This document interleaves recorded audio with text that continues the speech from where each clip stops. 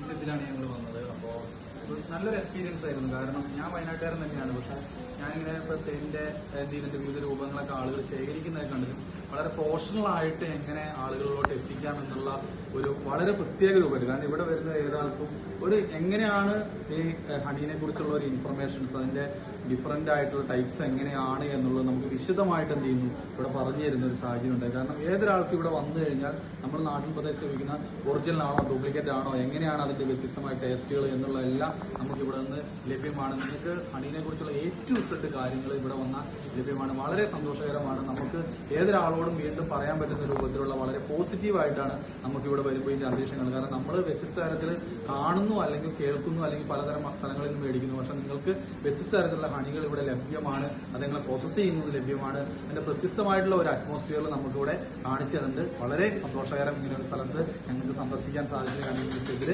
വീണ്ടും ഞങ്ങൾ ഇവിടെ വരുന്നതായിരിക്കും.